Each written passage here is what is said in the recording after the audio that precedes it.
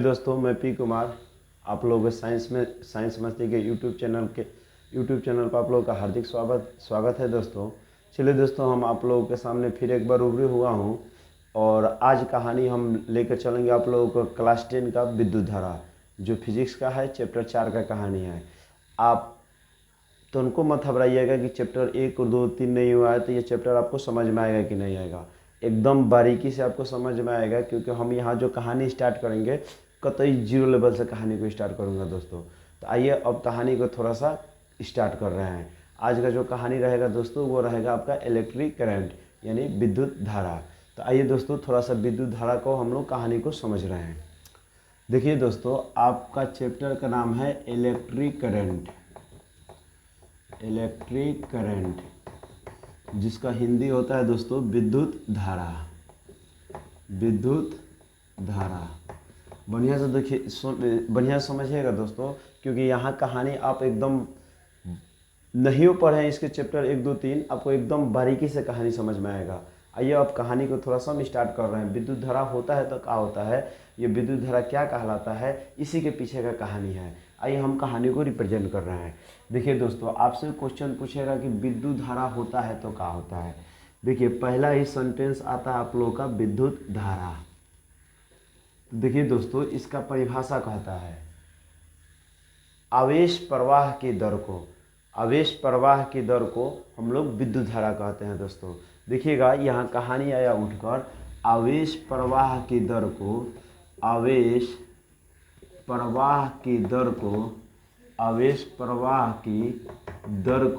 दोस्तों हम लोग विद्युत धारा कहते हैं। कौन सी धारा कहेंगे? विद्युत धारा कहा जाता है। देखिए दोस्तों, यहाँ एक सेंटेंस उसका आया आपका आवेश क्या कहलाता है।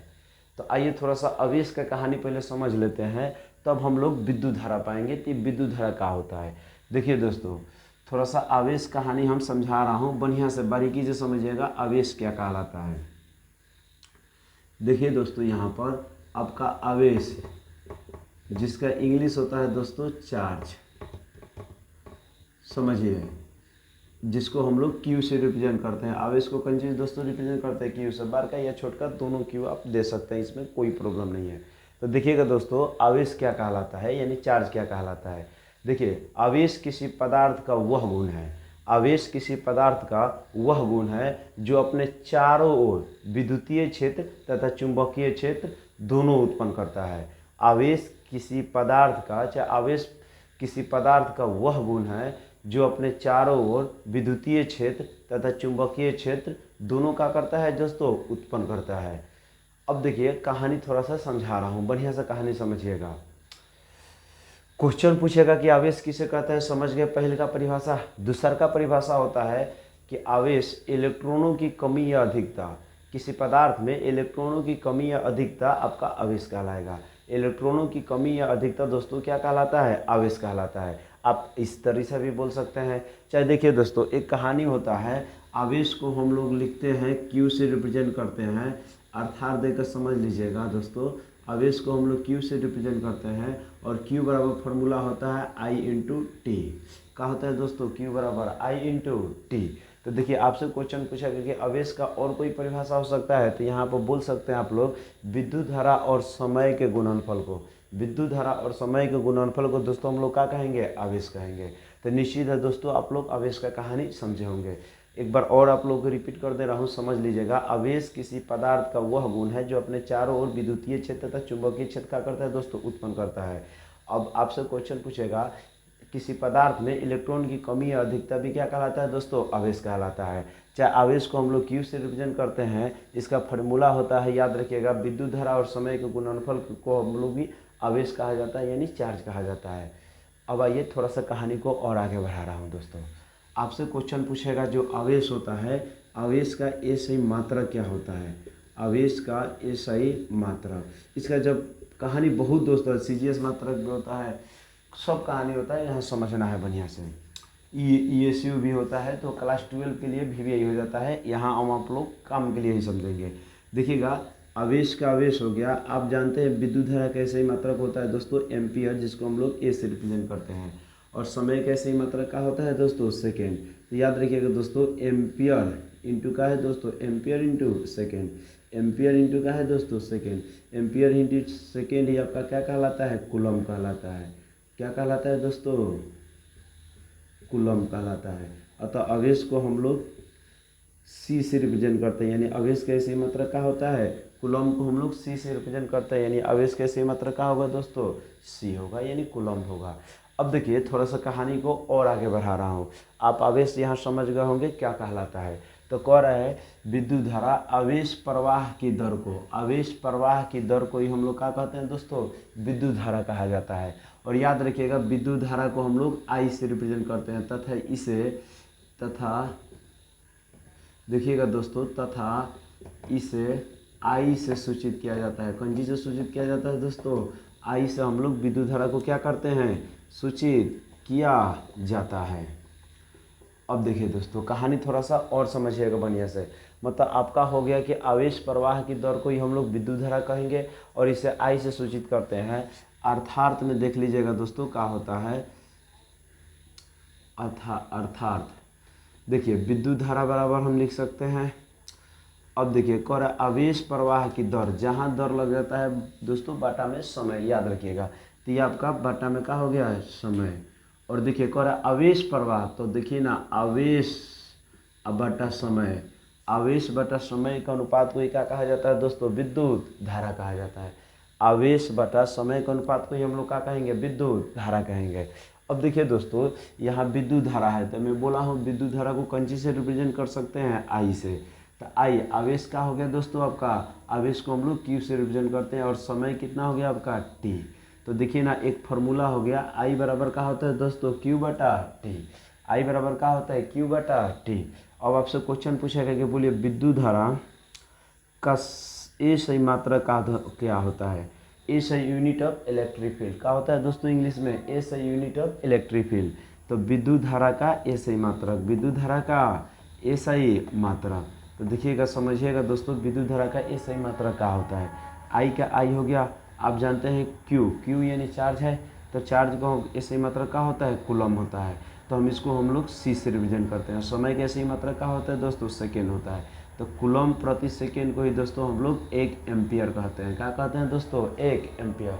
आपसे क्वेश्चन पूछेगा कि 1 एम्पियर से क्या समझते हैं, तो याद रखिएगा दोस्तों 1 सेकेंड में, कितने सेकेंड में, 1 सेकेंड में 1 कूलम आवेश हो, कितने कूलम आवेश हो जी, 1 कूलम आवेश हो, तो उसी के अनुपात को हम लोग क्या कहेंगे, 1 एम्पियर कहेंगे दोस्तों। क्या कहेंगे, 1 एम्पियर। निश्चित दोस्तों यहाँ तक आप कहानी बहुत बारीकी से समझे होंगे। आपसे क्वेश्चन पूछेगा विद्युत धारा क्या होता है, तो आवेश प्रवाह की दर को ही क्या कहा जाता है, विद्युत धारा। तो इसे हम लोग आई से सूचित करते हैं। आप ऐसे भी बोल सकते हैं प्रति एकांक समय में आवेश प्रवाह की दर को भी क्या कहते हैं, विद्युत धारा कहते हैं। और इसको किससे रिप्रेजेंट किया जाता है, आई से। अर्थात विद्युत धारा बराबर क्या हो जाएगा दोस्तों, आवेश बटा समय। क्या हो जाएगा दोस्तों, आवेश बटा समय। तो आई बराबर का फॉर्मूला क्या हो गया, क्यू बटा टी।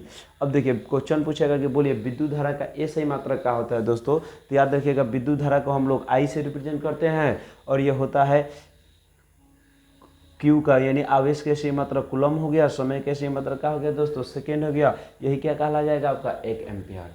लग रहा है कहानी आप लोग समझे होंगे दोस्तों। आइए अब कहानी को थोड़ा सा और आगे बढ़ाया जा रहा है। देखिए दोस्तों अब आपसे तो क्वेश्चन यहाँ तक तो आप समझ ही गए कि विद्युत धारा क्या कहलाता है। तो आवेश प्रवाह की दर को हम लोग विद्युत धारा कहते हैं तथा इसे आई से सूचित करते हैं। यहाँ 1 2 3 क्वेश्चन याद रख लीजिएगा दोस्तों।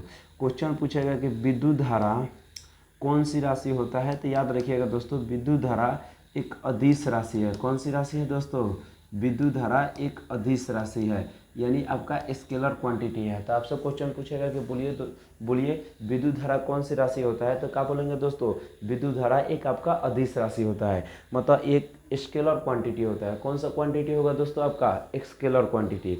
अब आइए दोस्तों आपसे क्वेश्चन पूछेगा कि आवेश भी कौन सा ऐसे मात्रा, आवेश कौन सी राशि होता है, कौन से क्वांटिटी होता है। तो याद रखिएगा चार्ज भी आपका एक अदिश राशि है। तो आवेश भी कौन सी राशि होता है दोस्तों, आवेश भी एक अदिश राशि है। कौन सी राशि है, अदिश राशि है। लग रहा है कि आप कहानी को बहुत बारीकी से समझे होंगे दोस्तों। अगर कोई डाउट हो तो आप उसमें कमेंट के द्वारा आप कीजिएगा, नहीं तो अगर ना समझ में आए तो आप वीडियो को दोबारा देखिएगा, निश्चित आपको कहानी एकदम बारीकी से समझ में आएगा। अब आइए दोस्तों, थोड़ा सा कहानी को और आगे बढ़ाया जा रहा है। अब देखिए दोस्तों, एक बार आप इसका स्क्रीनशॉट ले लीजिए, तो अब हम कहानी को और आगे बढ़ा रहा हूँ।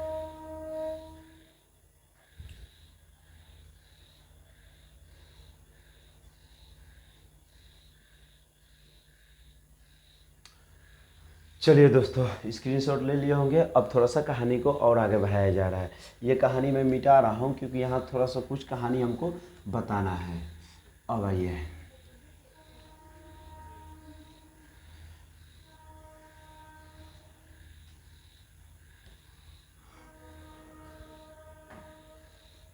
देखिए दोस्तों, अब आपसे क्वेश्चन पूछेगा कि जो 1 एम्पियर होता है दोस्तों, कितना एम्पियर जी, 1 एम्पियर कितने इलेक्ट्रॉन प्रति सेकेंड के बराबर होता है। मतलब 1 एम्पियर जो होता है कितने इलेक्ट्रॉन प्रति सेकेंड के बराबर होता है। चाहे क्वेश्चन पूछेगा कि 1 सेकेंड में, जैसे मान लीजिए कि 1 एम्पियर का धारा प्रवाहित हो रहा है, तो 1 सेकेंड में कितना इलेक्ट्रॉन प्रवाहित होता है, 1 सेकेंड में इलेक्ट्रॉनों की संख्या कितना होता है, इस पर क्वेश्चन पूछ लेता है दोस्तों। तो आइए थोड़ा सा कहानी को हम लोग रिप्रेजेंट कर रहे हैं। देखिए, 1 एम्पियर बराबर होता है 6, 2, 5 जीरो पर दोस्तों 15 जीरो। को जीरो दोस्तों, 15 जीरो आपका दिया रहता है। को जीरो 15, 3, 3, 6, 3, 9, 3, 12 और 3 कितना हो गया दोस्तों, 15 इलेक्ट्रॉन प्रति सेकेंड। तो देखिए दोस्तों, इसको राउंड फिगर करके लिखा जाएगा तो 6, 2, 5 गुना 10 के पावर 16 इलेक्ट्रॉन प्रति कितना होगा दोस्तों, सेकेंड। अब देखिए कहानी यहाँ समझिएगा, आपका ऑप्शन में ऐसा नहीं रहता है। आपका ऑप्शन में 625 गुना 10 के पावर 16 इलेक्ट्रॉन प्रति सेकेंड नहीं रहेगा। मतलब 1 सेकेंड में 625 गुना 10 के पावर 16 इलेक्ट्रॉन नहीं रहता है। देखिएगा, इसी को राउंड फिगर करके आपका ऑप्शन में कितना देता है, एक जो एम्पियर होता है वो आपका देखिएगा दोस्तों, ऑप्शन में देगा 6.25 गुना 10 के पावर 18 इलेक्ट्रॉन प्रति सेकेंड के बराबर होता है। अब देखिए, इसको हमको इस रूप में बदलना है। तो देखिएगा, 6, 2, 5 का 5 हो गया, 10 के पावर 16 हम लिखेंगे 100 से गुना और 100 से का दोस्तों भाग, इलेक्ट्रॉन प्रति का हो जाएगा आपका सेकेंड। 100 से गुना और 100 से भाग, यही क्या कहलाएगा दोस्तों, आपका इलेक्ट्रॉन प्रति सेकेंड। अब देखिए, 1 एम्पियर का 1 एम्पियर हो गया दोस्तों, भाई कितना हो गया, 625। अच्छा एक बात बोलिए दोस्तों, इसमें भाग लगा देंगे तो 6.25 हो जाएगा। 10 के पावर 16 गुना हम इसको 10 के पावर 2 इलेक्ट्रॉन प्रति सेकेंड लिख सकते हैं। तो 1 एम्पियर बराबर कितना हो गया दोस्तों, 6.25 गुना 10 के पावर कितना हो गया, 18 इलेक्ट्रॉन प्रति सेकेंड। यही पूछता है कि 1 एम्पियर जो होता है कितने इलेक्ट्रॉन प्रति सेकेंड के बराबर होता है। तो 1 एम्पियर जो होता है वो 6.25 गुना 10 के पावर 18 इलेक्ट्रॉन प्रति सेकेंड का क्या होता है दोस्तों, बराबर होता है। मतलब 1 सेकेंड में इतना इलेक्ट्रॉन का क्या होता है दोस्तों, प्रवाहित होता है। अब आइए दोस्तों, थोड़ा सा कहानी समझ लिया जाए कि 1 एम्पियर ये इलेक्ट्रॉन प्रति सेकेंड के बराबर होता है तो कैसे होता है। तो देखिए दोस्तों, एक कहानी होता है आवेशों का क्वांटिमीकरण। आवेशों का क्वांटिमीकरण। अब देखिए दोस्तों, आवेशों का क्वांटिमीकरण से हम लोग जब चलते हैं तो देखिएगा दोस्तों, Q बराबर एक फार्मूला होता है Na। क्या होता है दोस्तों, Q बराबर एक फार्मूला क्या होता है, Na। जहाँ Q आपका चार्ज होता है, N आपका क्या होगा, नंबर यानी संख्या होता है, और E आपका क्या होता है दोस्तों, इलेक्ट्रॉन होता है। तो देखिए, Q बराबर अभी आपको पढ़ाएं, यह होता है IT के बराबर। कुछ नहीं करना है दोस्तों, यहाँ I और T लगा दीजिए, यहाँ N लगा दीजिए, ये Ne लिख दीजिए। अब देखिए दोस्तों, जब n का मान 1 हो, जब n का मान कितना हो दोस्तों, 1 हो, बढ़िया से कहानी समझिएगा, जब नंबर आपका कितना हो, 1 हो, तो देखिएगा इधर बचा IT, तो हम I को I ले लेते हैं, यहाँ से T इधर आएगा तो कितना हो जाएगा, बटा में, तो E बटा कितना हो गया T, और n का मनवा कितना रखना है, तो I के बराबर कितना हो गया, E बटा T। तो देखिए ना, I आपका धारा होता है, ये इलेक्ट्रॉन प्रति सेकेंड के बराबर होता है कि नहीं होता है। देखिए, I का ऐसे मतलब कितना हो गया, एम्पियर, 1 है तो 1 हो गया, यहाँ 1 इलेक्ट्रॉन है तो 1 रहने दीजिए, समय का ऐसे मतलब कितना हो गया, सेकेंड। तो देखिए ना, 1 एम्पियर जो है आपका इलेक्ट्रॉन प्रति सेकेंड के बराबर हो गया कि नहीं हो गया दोस्तों। निश्चित आप कहानी बहुत बारीकी से समझे होंगे और कहानी आपको एकदम बेहतरीन ढंग से समझ में आया होगा। अब आइए दोस्तों, तब तक आप इसका एक स्क्रीनशॉट ले लीजिए, तब तक हम थोड़ा सा इंक भर लें।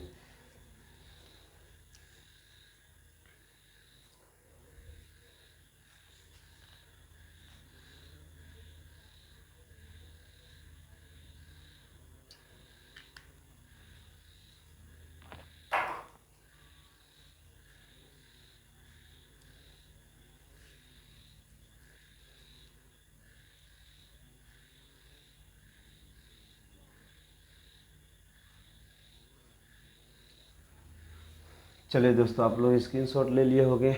अब कहानी को थोड़ा सा मिटाया जाए, अब कहानी को थोड़ा सा और आगे बढ़ाया जाए। आइए दोस्तों,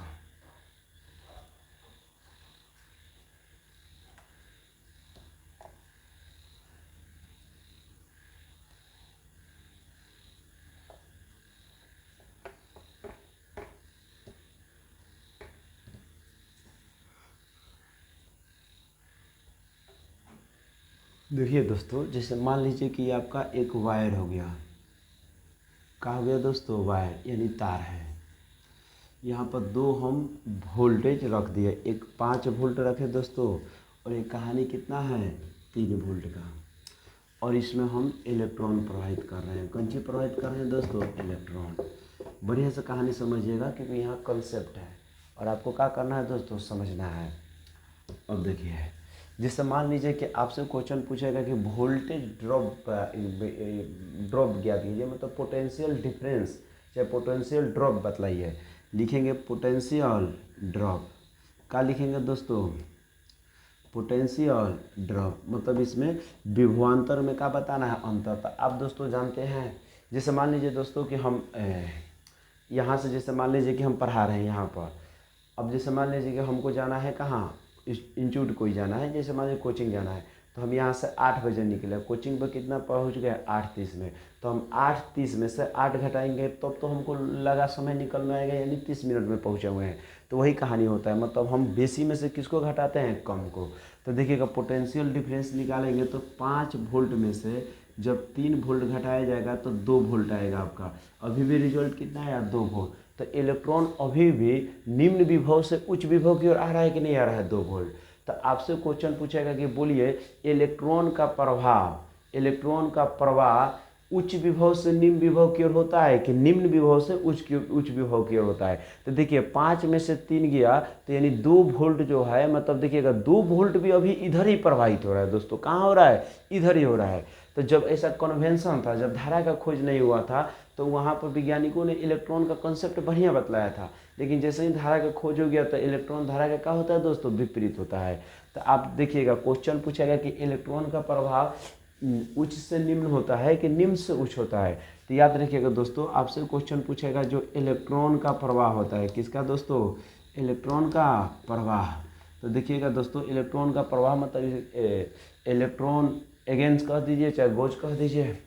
तो इलेक्ट्रॉन का प्रवाह, तो देखिए दोस्तों, इलेक्ट्रॉन का प्रवाह निम्न विभव से, क्या बोलेंगे दोस्तों? निम्न विभव से उच्च विभव की ओर होता है। कहाँ होता है दोस्तों? उच्च विभव की ओर होता है। तो आपसे क्वेश्चन पूछेगा कि इलेक्ट्रॉन का प्रवाह किधर से किधर होता है, तो क्या बोलेंगे? इलेक्ट्रॉन का प्रभाव निम्न विभव से उच्च विभव की ओर होता है। अब देखिए, इसी के जस्ट धारा उल्टा चलता है। क्वेश्चन पूछेगा कि धारा यानी करंट का जो प्रवाह होता है वो कहाँ होगा? तो करंट का जो प्रवाह होता है दोस्तों, याद रखिएगा, वो उच्च विभव से, कौन से विभव से दोस्तों? उच्च विभव से निम्न विभव की ओर होता है। कहाँ होता है दोस्तों? निम्न विभव की ओर होता है। निम्न विभव की ओर होता है। थोड़ा सा दोस्तों हमारा राइटिंग हेवी है, तो थोड़ा सा हमारा बतिया बढ़िया से सुनिएगा आप लोग, क्योंकि अब ये सुधरने वाला नहीं है राइटिंग, क्योंकि बहुत प्रयास किए, बोर्ड पर हमारा ऐसा ही बैठ रहा है। अब आइए थोड़ा सा कहानी को और आगे बढ़ा रहा हूँ दोस्तों। आपसे यहाँ क्वेश्चन पूछेगा कि बोलिए इलेक्ट्रॉन का प्रवाह कहाँ से कहाँ होता है? तो आप क्या बोलेंगे दोस्तों? इलेक्ट्रॉन का प्रवाह जो होता है निम्न विभव से कहाँ होता है? उच्च विभव की ओर। क्वेश्चन पूछेगा कि धारा का प्रवाह कहाँ से कहाँ होता है? तो धारा का प्रवाह उच्च विभव से कहाँ होता है दोस्तों? निम्न विभव की ओर। लग रहा है आप कहानी बहुत बारीकी से समझे होंगे और आपको कहानी ये समझ में आया होगा। अब आइए दोस्तों, थोड़ा सा कहानी को और आगे बढ़ा रहे हैं। तो चलिए कहानी को थोड़ा सा और आगे बढ़ाया जाए। कहानी आप लोगों को दोस्तों दम निश्चित है बारीकी रूप से समझ में आया होगा। तब तक आप इसका एक स्क्रीनशॉट लीजिए दोस्तों। एक कहानी और याद रखिएगा। क्वेश्चन पूछेगा कि जब जो तार होता है दोस्तों, तार में धारा का प्रवाह किसके द्वारा होगा? तो हमेशा इलेक्ट्रॉन द्वारा मारिएगा। क्वेश्चन पूछेगा कि तार में धारा का प्रवाह किसके द्वारा होता है? तो क्या बोलेंगे दोस्तों? हमेशा इलेक्ट्रॉन द्वारा। अब आपसे क्वेश्चन पूछेगा, जैसे मान लीजिए आपसे क्वेश्चन पूछेगा कि ये बिलियन है। क्या है दोस्तों? बिलियन। तो क्वेश्चन पूछेगा कि बिलियन में धारा का प्रवाह किसके द्वारा होता है? तो याद रखिएगा दोस्तों, बिलियन में धारा का प्रवाह जब भी होगा तो आयन द्वारा। किसके द्वारा होता है दोस्तों? आयन द्वारा। तो आपसे क्वेश्चन पूछ लगा कि बोलिए विलयन में धारा का प्रवाह किसके द्वारा होगा, तो क्या बोलेंगे दोस्तों? आयन द्वारा। क्वेश्चन पूछेगा कि बोलिए तार में धारा का प्रवाह किसके द्वारा होता है, तो इलेक्ट्रॉन द्वारा। आयन किसे कहते हैं, तो देखिएगा जो मतलब धन और ऋण में क्या हो जाए दोस्तों? टूट जाए। लग रहा है कहानी आप लोग समझे होंगे। अब आइए कहानी को थोड़ा सा और आगे बढ़ा रहे हैं, तब तक आप एक इसका स्क्रीनशॉट ले लीजिए दोस्तों।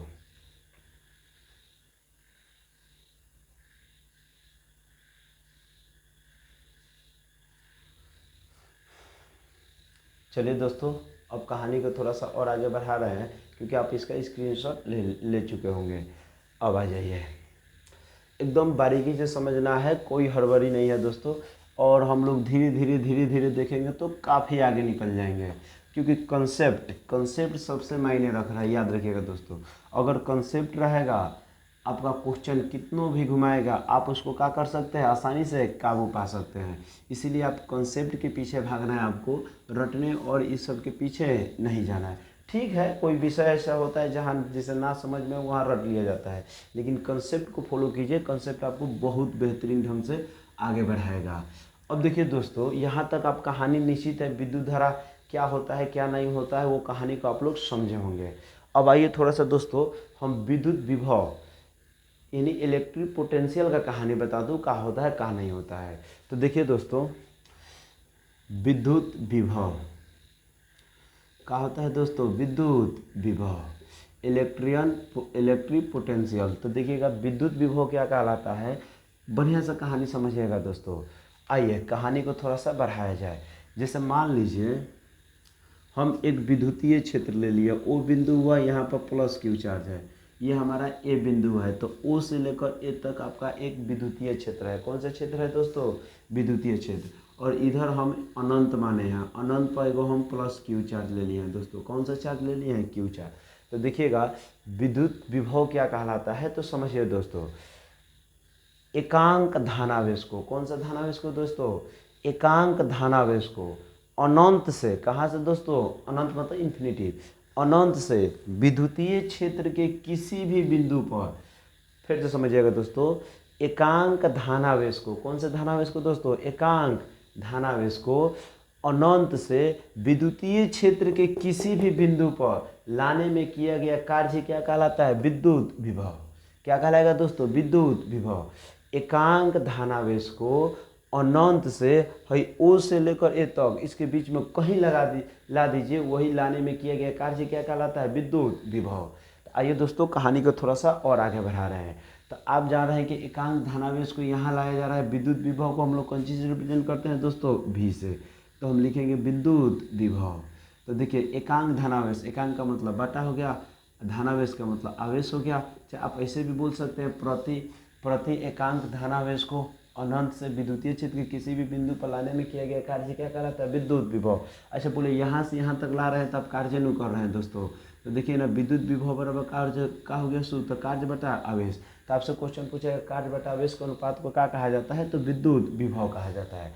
अब देखिए दोस्तों, विद्युत विभव को हम लोग कौन चीज़ से रिप्रेजेंट करते हैं? भी से। तो यहाँ देखिए ना, डब्लू हो जाएगा कि नहीं हो जाएगा? डब्लू बटा का हो गया, कार्य को डब्लू से और आवेश को किससे रिप्रेजेंट करते हैं? क्यू से। तो भी बराबर का हो गया दोस्तों? डब्लू बटा क्यू।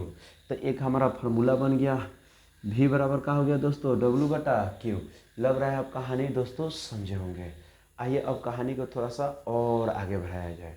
तो देखिए दोस्तों, अब आपसे क्वेश्चन पूछेगा कि बोलिए विद्युत विभव का एसआई मात्रक क्या होता है? विद्युत विभव का एसआई मात्रक, कौन सा मात्रक दोस्तों? एसआई मात्रक।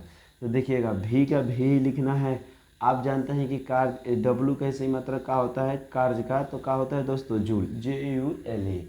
अब जानते हैं कि आवेश का एसआई मात्रक क्या होता है? कूलम, जूल प्रति कूलम को ही दोस्तों हम लोग 1 वोल्ट कहते हैं।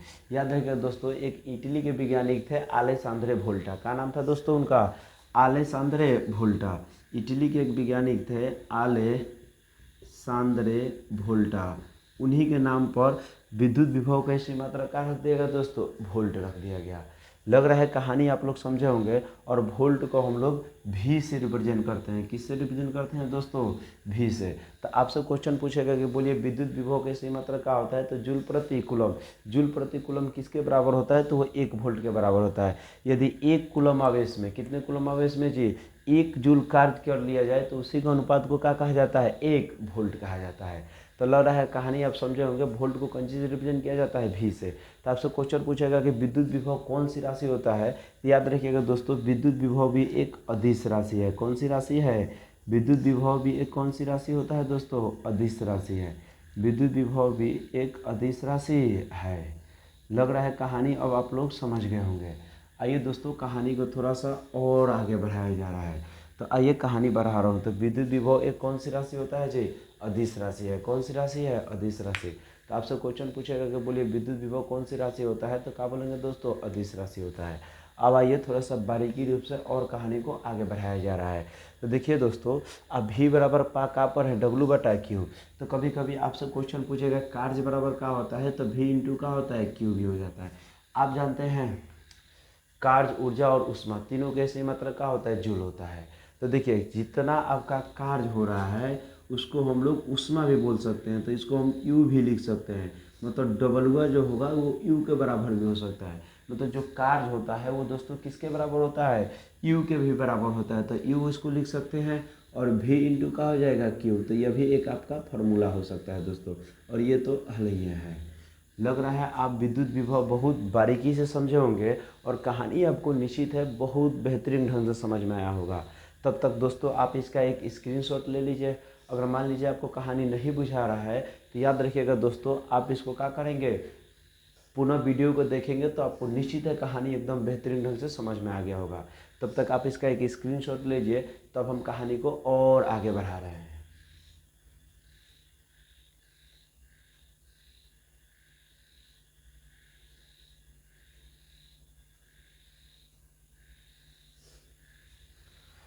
आइए दोस्तों, आप स्क्रीनशॉट ले चुके होंगे। अब कहानी को थोड़ा सा और आगे बढ़ाया जाए।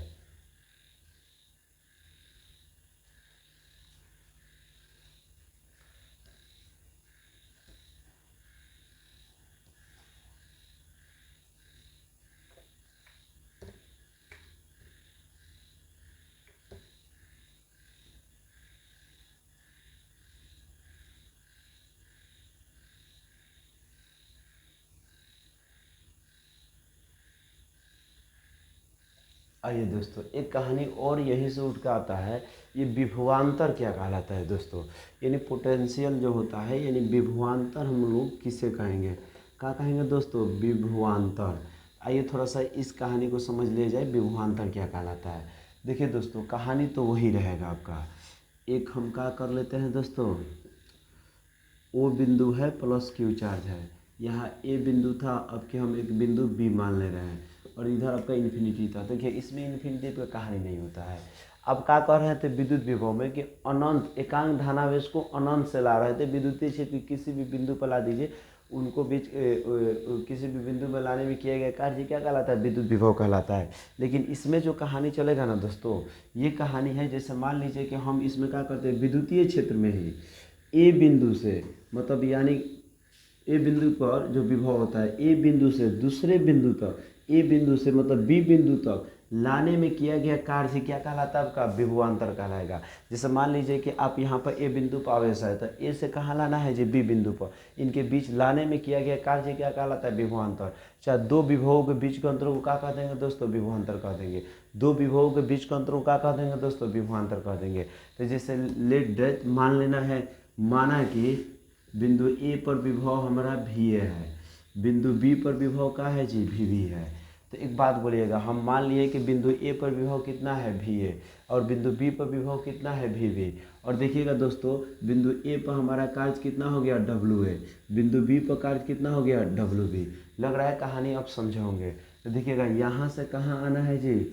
यहाँ ए बिंदु से बी बिंदु पर आना है। ए बिंदु से कहाँ आना है दोस्तों? बी बिंदु पर। तो ए बिंदु से बी बिंदु तक आने में किया गया कार्य विभवांतर कहलाता है। चाहे दो विभवों के बीच के अंतर को क्या कहेंगे दोस्तों? विभवांतर कहेंगे।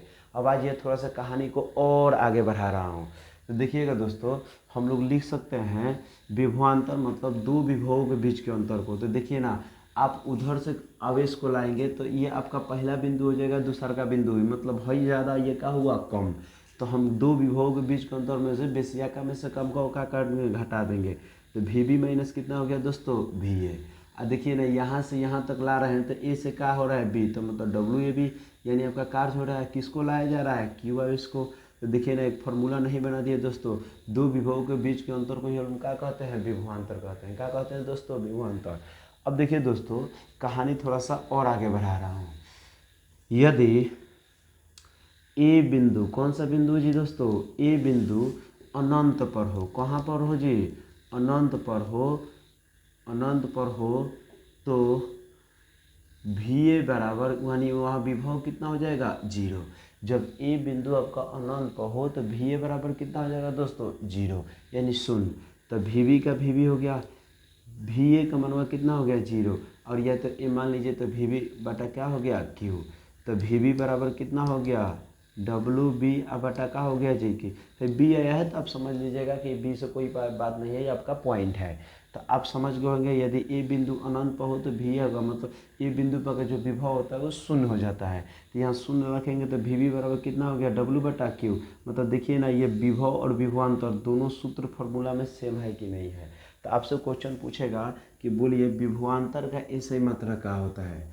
कौन सा दोस्तों, विभवांतर का ए सही मात्रक क्या होता है। तो याद रखिएगा दोस्तों, विभवांतर का जो आपका ए सही मात्रक होता है वो वी का वी भी कह दीजिए। अच्छा, वी देखिएगा, ये किसका होता है, जूल, और ये किसका होता है, आवेश कूलम, जूल प्रति कूलम की तो 1 वोल्ट कहा जाता है दोस्तों। तो इसका भी ए सही मात्रक विभवांतर का भी क्या होगा, वोल्ट होगा। लग रहा है कहानी आप लोग समझे होंगे। अब आइए दोस्तों, कहानी को थोड़ा सा और आगे बढ़ा रहा हूँ। देखिएगा दोस्तों, कहानी थोड़ा सा और आगे बढ़ा रहा हूँ, और कहानी को क्या करना है दोस्तों, समझना है। आ जाइए,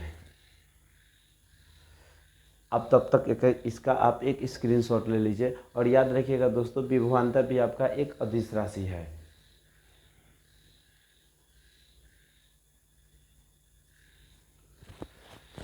याद रखिएगा दोस्तों, इसी पर आपका फार्मूला पर, मतलब ये फार्मूला पर आपका क्वेश्चन पूछता है।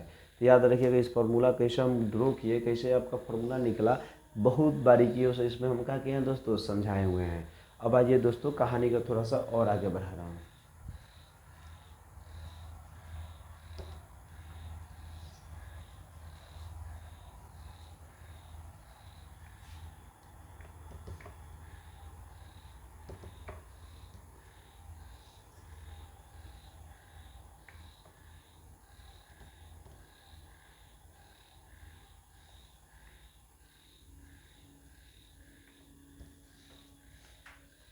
आइए दोस्तों, अब कहानी को थोड़ा सा और आगे बढ़ाया जाए।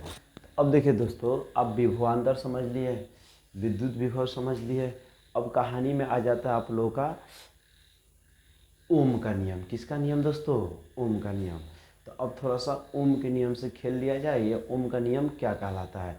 तो याद रखिएगा दोस्तों, आपसे क्वेश्चन पूछेगा कि ओम का नियम सब क्या समझते हैं।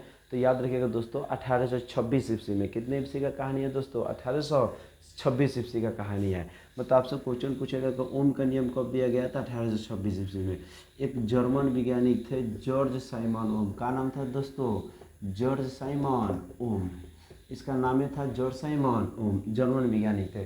तो क्वेश्चन पूछेगा कि 1826 ईस्वी में ओम के नियम सब क्या समझते हैं। क्वेश्चन आपसे ये पूछ लेगा और कह देगा इसका सत्यापन करने के लिए तो टोटल कहानी 5 नंबर का आ जाता है दोस्तों। कितने नंबर का आ जाता है, 5 नंबर का। तो आपसे क्वेश्चन पूछेगा कि ओम के नियम सब क्या समझते हैं। तो याद रखिएगा दोस्तों, ओम का नियम क्या कहलाता है। तो 1826 ईस्वी में जर्मन वैज्ञानिक जॉर्ज साइमन ओम ने, का नाम था जी, 1826 ईस्वी में जर्मन वैज्ञानिक जॉर्ज साइमन ओम ने किसी चालक के सिरों के बीच आरोपी विभवांतर, जैसे मान लीजिए कोई चालक हो गया तो उनके सिरों के बीच आरोपी विभवांतर भी तथा उसमें प्रवाहित होने वाले धारा यानी आई के बीच क्या किया जी, संबंध स्थापित किया, जिसे क्या कहते हैं, ओम का नियम कहते हैं। तो 1826 ईस्वी में जर्मन वैज्ञानिक जॉर्ज साइमन ओम ने किसी चालक के सिरों के बीच आरोपित विभवांतर तथा उसमें प्रवाहित होने वाला विद्युत धारा यानी आई के बीच एक संबंध स्थापित किया, जिसको क्या कहा जाता है, ओम का नियम कहा जाता है दोस्तों। याद रखिएगा ओम का नियम क्या होता है। अब समझिए दोस्तों, देखिएगा दोस्तों, ओम का जो नियम कहलाता है, आपका ओम का नियम कहलाता है यदि किसी वस्तु के ताप में परिवर्तन ना हो, यदि किसी वस्तु के ताप में परिवर्तन ना हो तो उसमें प्रवाहित, तो उसमें आरोपित विभवांतर भी, तो उसमें आरोपित विभवांतर भी, यदि किसी वस्तु के ताप में परिवर्तन ना हो तो उनके चालक के सिरों के बीच आरोपित विभवांतर भी तथा उसमें प्रवाहित होने वाला धारा आई कि क्या होता है, समानुपाती होता है। क्या होता है दोस्तों, समानुपाती होता है। फिर से एक बार समझ लीजिएगा, यदि किसी वस्तु के ताप में परिवर्तन ना हो तो उनके सिरों के बीच आरोपित विभवांतर भी उसमें प्रवाहित धारा आई के क्या होता है दोस्तों, समानुपाती होता है। तो हम लिख सकते हैं अर्थात भी समानुपाती का लिख सकते हैं दोस्तों, आई भी का भी समानुपाती होता है तो आपका आर कांस्टेंट जुड़ता है, तो भी बराबर का हो गया दोस्तों, आर आई। तो अब देखिए, जहाँ लिखेंगे दोस्तों, जहाँ आर एक आपका क्या है जी दोस्तों, नियतांक है। क्या लिखेंगे, आर एक नियतांक है जिसे हम लोग चालक का प्रतिरोध कहते हैं, जिसे क्या कहेंगे दोस्तों, जिसे चालक का प्रतिरोध कहा जाता है। क्या कहा जाता है दोस्तों, चालक का प्रतिरोध कहा जाता है, प्रतिरोध कहा जाता है। तो देखिए भी बराबर का है दोस्तों आपका आर आई, तो यहाँ से आर निकालेंगे तो कितना होगा दोस्तों, भी बटा आई। तो देखिए ना, प्रतिरोध बराबर आप एक का ज्ञात कर लिए फॉर्मूला, यानी विभवांतर बटा धारा के अनुपात को ही क्या कहा जाता है, प्रतिरोध कहा जाता है। चाहे आप ऐसे भी कह सकते हैं, जो धारा प्रवाह का विरोध करे, जो धारा प्रवाह का क्या करे दोस्तों, विरोध करे, उसी को हम लोग क्या कह देंगे, प्रतिरोध कह देंगे। क्या कह देंगे दोस्तों, प्रतिरोध कह देंगे। निश्चित है कहानी यहाँ तक आप लोग का किए होंगे दोस्तों, समझे होंगे। अब आइए थोड़ा सा कहानी को और आगे बढ़ाया जा रहा है। आपसे क्वेश्चन पूछेगा कि प्रतिरोध का एसआई मात्रा क्या होता है, किसका दोस्तों, प्रतिरोध का एसआई मात्रा। तो समझ लीजिएगा दोस्तों, आर का आर हो गया, विभव का एसआई मात्रा वोल्ट होता है जिसको भी से रिप्रेजेंट किया जाता है। और याद रखिएगा आई का एसआई मात्रा क्या होता है, एम्पियर। वोल्ट प्रति एम्पियर को ही दोस्तों हम लोग एक ओम बोलते हैं। क्या बोलते हैं दोस्तों, एक ओम।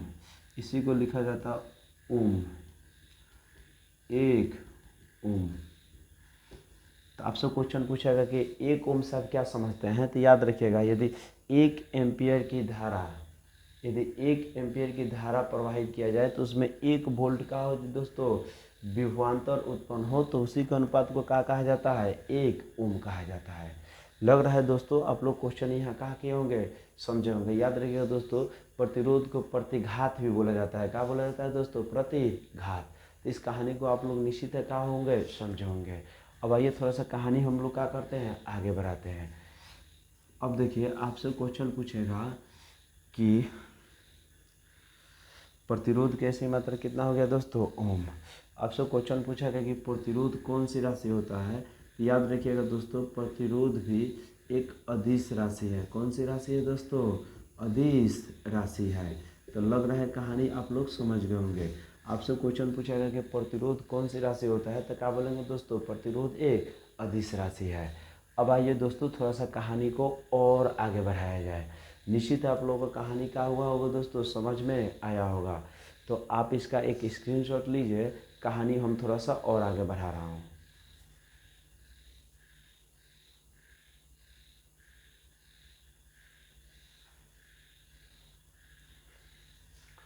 चलिए दोस्तों मिटाया जाए।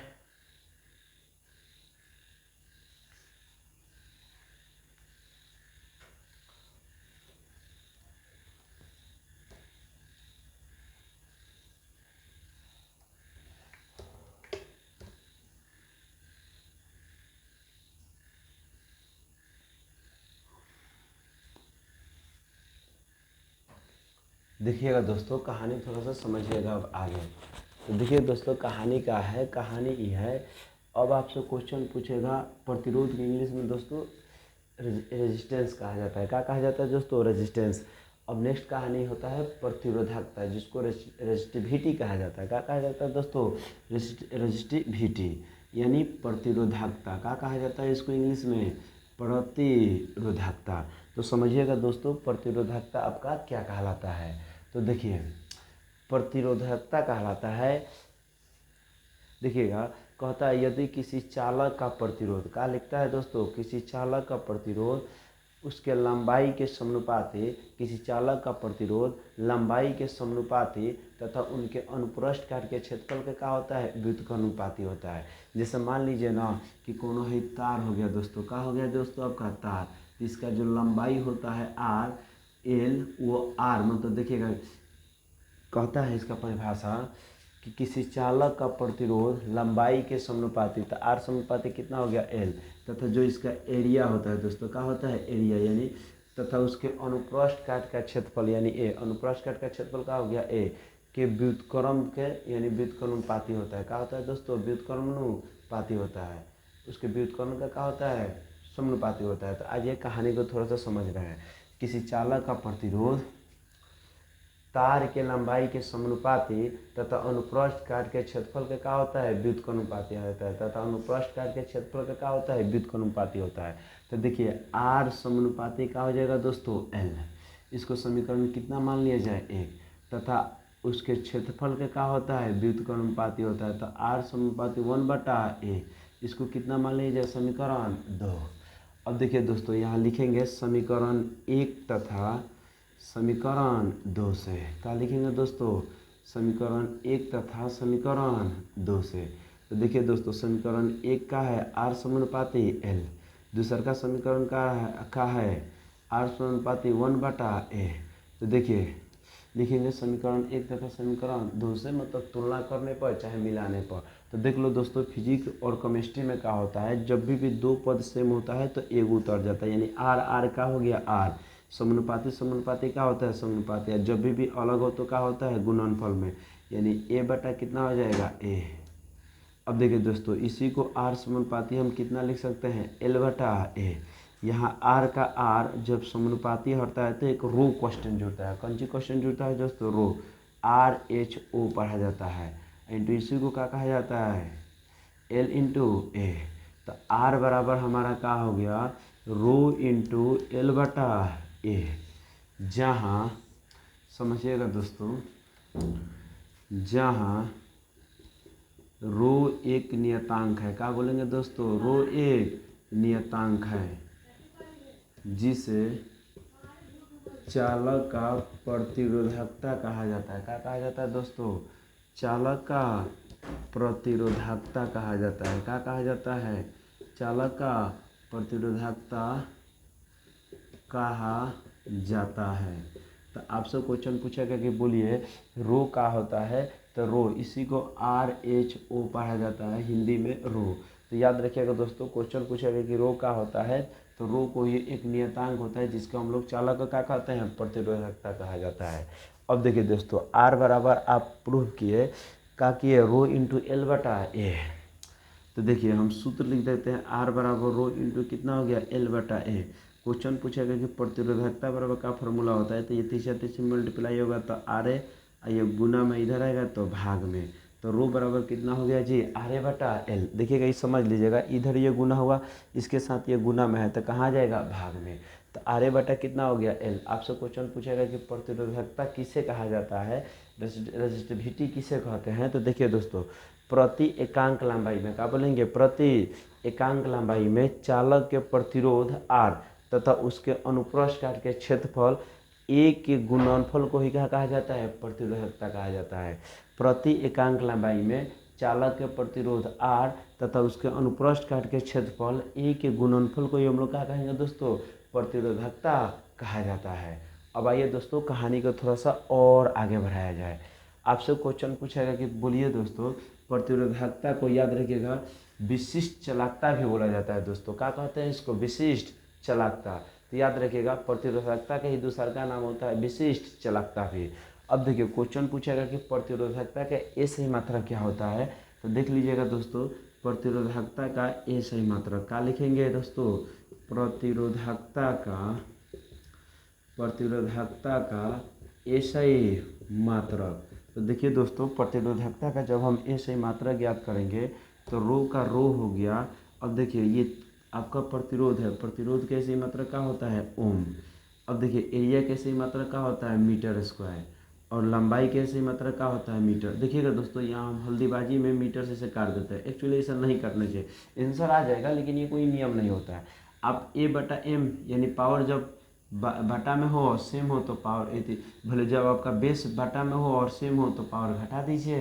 तो चाहे आप इसी को कहा इससे लिख सकते हैं रो बराबर ओम इंटू मीटर गुना मीटर, अब बटा कितना हो जाएगा मीटर, 1 मीटर से 1 मीटर का हो गया कैंसिल हो गया, तो प्रतिरोधकता की सही मात्रा क्या हो गया दोस्तों ओम मीटर। क्या बोलेंगे दोस्तों ओम मीटर। लग रहा है आप कहानी बहुत बारीकी से समझे होंगे। अब थोड़ा सा कहानी को हम लोग और आगे बढ़ा रहे हैं दोस्तों, तो बढ़िया से कहानी समझिएगा। तब तक आप एक इसका क्या कीजिए स्क्रीनशॉट लीजिए।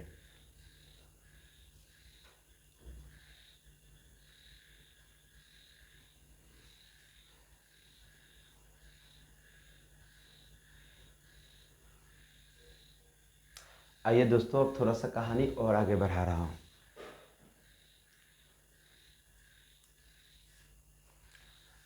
देखिए दोस्तों अब कहानी पूछता है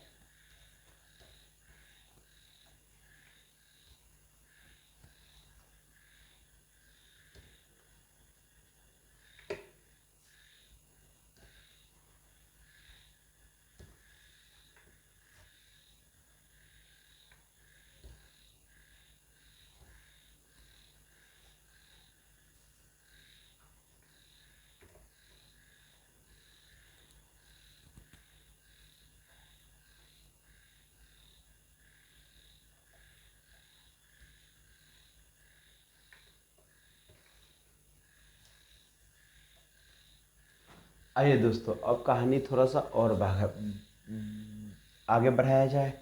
देखिए दोस्तों अब का किस पर कौन निर्भर करता है, किसको हम यानी शेप एंड साइज आकार एवं क्या होता है आकृति, यानी इसी को क्या लिखा जाता है शेप एंड साइज यानी आकृति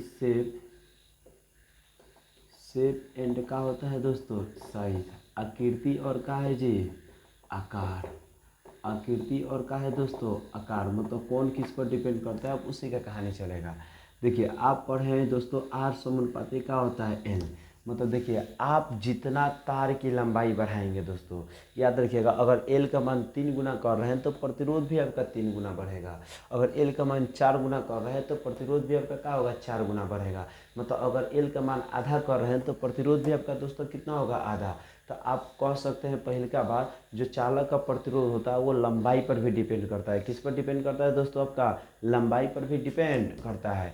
जैसे मान लीजिए आप बैटरी से धारा प्रवाहित किए होंगे, तो जैसे मान लीजिए कि 3 रूम है दोस्तों आपके पास, तो देखिएगा बैटरी से श्रेणीकरण यानी डायरेक्ट करंट प्रवाहित होता है, तो देखिएगा फर्स्ट रूम में जहाँ बैटरी रखे वहाँ पर भी फैन रखे हैं, फिर कुछ हटकर सेकेंड रूम है, फिर थर्ड रूम है, तो देखिएगा फर्स्ट रूम का जो फैन होता है वो ज़्यादा तेज चलता है क्योंकि उसका लंबाई कम है तो वहाँ प्रतिरोध भी कम है तो धारा अधिक मिल रहा है। अब तार को थोड़ा सा क्या कर दिए लमरा दिए, तो याद रखिएगा वहाँ इससे अपेक्षा क्या करेगा कम चलेगा क्योंकि तार की लंबाई बढ़ाई तो थोड़ा सा प्रतिरोध भी बढ़ गया जो धारा का विरोध करता है। और नेक्स्ट कहानी जब तीसरा रूम में जाएंगे तो वहाँ और कम हो जाएगा क्योंकि तार की लंबाई और बढ़ा दी है तो वहाँ प्रतिरोध के मान और क्या हो जाएगा जी अधिक हो जाएगा। तो जितना तार की लंबाई बढ़ाएंगे उतना ही प्रतिरोध का होता है दोस्तों अधिक होता है। जैसे मान लीजिए कि हम लंबाई 2 गुना कर रहे हैं तो प्रतिरोध भी कितना गुना होगा दोस्तों आपका 2 गुना होगा। अब देखिए दोस्तों अभी आप पढ़ें आर बराबर रो इंटू एल बटा का होता है दोस्तों ए, अभी दोनों को हम कांस्टेंट मान रहे हैं तो आर बराबर कितना हो गया 1 बटा ए, मतलब आर समानुपाती 1 बटा ए। अब देखिए कहानी समझिएगा बढ़िया से दोस्तों, अगर आप समझिए अगर आपका एरिया कम हो का हो दोस्तों एरिया कम हो, अगर आपका एरिया कम हो तो याद रखिएगा दोस्तों प्रतिरोध का मान वहाँ का रहता है अधिक, मतलब देखिए जितना नीचे कम अंक रहता है उतने ही ऊपर का होता है हम लोग को अधिका भेटाता है, ऐसे समझ लो। जैसे मान लो कि 1/2 है और 1 का है जी 3, जैसे ऊपर 1 कट्ठा है नीचे कितना है 2 भाई, ऊपर भी 1 कट्ठा है नीचे कितना है 3 भाई, तो देखिएगा 1 कट्ठा में हम जब 2 भाग लगाएंगे तो बीचों बीच तो अधिका बैठाएगा, भाई 1 ही कट्ठा में 3 भाग बांट दीजिए देखिएगा थोड़ा थोड़ा बैठा है। तो मानो कहने का तात्पर्य हुआ ना नीचे जितना कम अंक रहता है ऊपर ज़्यादा भेटाएगा, और नीचे देखिएगा जितना अधिक अंक रहेगा ऊपर ही क्या होगा जी कम भेटाएगा। तो याद रखिएगा यहाँ मतलब हम एरिया कम किए मतलब नीचे का है कम तो ऊपर हमारा प्रतिरोध का मान का होगा अधिक। अगर हम एरिया का किए दोस्तों बढ़ा दिए, एरिया का किए बढ़ा दिए तो बोलिए प्रतिरोध का मान भी क्या होगा जी दोस्तों कम हो जाएगा। क्या होगा दोस्तों? कम, क्योंकि आप एरिया बढ़ा रहे हैं तो प्रतिरोध कम, एरिया कम कर रहे हैं तो प्रतिरोध अधिक। लग रहा है आप कहानी को यहाँ बारीकी रूप से क्या किए होंगे दोस्तों, समझे होंगे। अब आइए दोस्तों थोड़ा सा कहानी और आगे बढ़ाया जा रहा है। देखिएगा, आप अभी पढ़े आर समानुपाती कितना होता है, L/A। अगर आपसे क्वेश्चन पूछेगा कि बोलिए जब एरिया को आधा किया जाता है, क्या किया जाता है दोस्तों, एरिया को आधा किया जाता है तो प्रतिरोध क गुना हो जाता है, प्रतिरोध क गुना हो जाता है। तो देखिएगा दोस्तों, जब हम एरिया को आधा करेंगे, आर समानुपाती कितना था, 1/A। आर का आर, समानुपाती का समानुपाती, हम एरिया को आधा कर रहे हैं तो ए बटा की, देखिएगा एरिया का आधा किए तो गुना 1 बटा कितना हो गया, 2, यानी 2। फिर लंगड़ी भिन्न से 2 कहाँ चला गया दोस्तों, ऊपर, तो 2 बटा कितना हुआ, ए। तो देखिए ना, आप एरिया का आधा किए तो प्रतिरोध 2 गुना कर दिए कि नहीं कर दिए। तो याद रखिएगा दोस्तों, ये ऑब्जेक्टिव में क्वेश्चन क्या करता है, आपका पूछता है। आपसे क्वेश्चन पूछेगा जब प्रतिरोध को आधा किया जाता है तो भले, जब एरिया को आधा किया जाता है तो प्रतिरोध क गुना हो जाता है, तो कितना बोलेंगे दोस्तों, 2 गुना हो जाता है। निश्चित है कहानी यहाँ तक आप लोग बहुत बेहतरीन ढंग से समझे होंगे दोस्तों। अब कहानी हम थोड़ा सा और आगे चल रहे हैं। आप वीडियो इसका दोस्तों आप लोगों का 1, 2, 3 पार्ट के रूप में देकर मिलेगा, क्योंकि एक ही वीडियो शूट करेंगे जो काफ़ी लंबा हो जाएगा दोस्तों। आज के लिए देखिएगा दोस्तों, इसका एक स्क्रीनशॉट ले लीजिएगा और आप लोगों को हम कहानी जो विद्युत धारा से लेकर कहाँ तक कहानी को हम पहुँचा दिए दोस्तों, आपका प्रतिरोधकता तक। तो ये प्रतिरोधकता तक कहानी आपका ये पार्ट 1 तक इतना ही रहेगा। फिर हम कहानी अगला पार्ट में इससे आगे की कहानी को हम रिप्रेजेंट करेंगे। तब तक के लिए दोस्तों, जय हिंद।